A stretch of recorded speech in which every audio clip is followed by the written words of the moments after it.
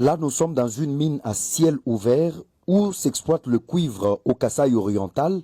Nous sommes dans le territoire de Miabi, dans le village de Katende, localité de Bakwachimuna, plus précisément en Tendu, à plus ou moins 30 ou 35 km de la ville de Mbujimaï. L'exploitation du cuivre au Kasaï oriental est déjà une réalité. Vous pouvez déjà le voir. Et ça, c'est une mine à ciel ouvert.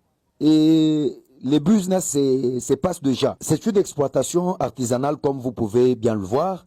Là, c'est votre Kamona Kamba, Kasongangoyi, qui est en train lui-même de voir comment on est en train de faire le tamisage ici. Ce qui est dans le sac là-bas, c'est en tout cas le cuivre. Et les choses ont déjà commencé. Alors, vous vous posez beaucoup de questions au sujet du cuivre du Kasaï. Vous êtes sur le meilleur reportage qui va vous donner toutes les explications au possible. Alors, bien avant de poursuivre, dites-nous depuis où vous êtes en train de nous suivre. N'oubliez pas aussi de nous signaler votre nom en commentaire.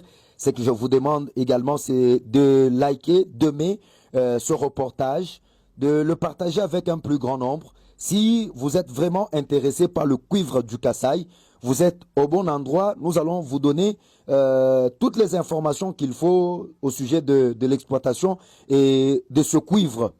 L'heure du Kasaï, du Grand Kasaï a sonné. C'est maintenant qu'il faut se saisir de cette opportunité. N'attendez pas demain. Commencez déjà de maintenant. Si vous êtes vraiment intéressé par l'exploitation du cuivre au Kasaï, c'est maintenant. Prenez les choses au sérieux. Votre Kamona Kamba est sur terrain. Il va vous donner toutes les informations qu'il faut. En tout cas, suivez ce reportage jusqu'à la fin.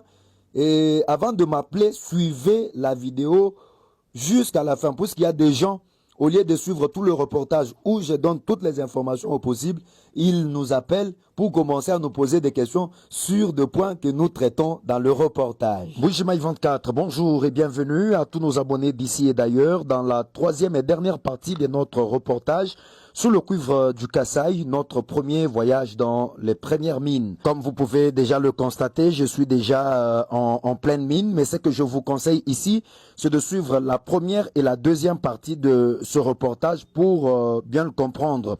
Puisque la première partie va de Mbujimaï jusqu'à Katende, 30 km, et la deuxième partie va maintenant de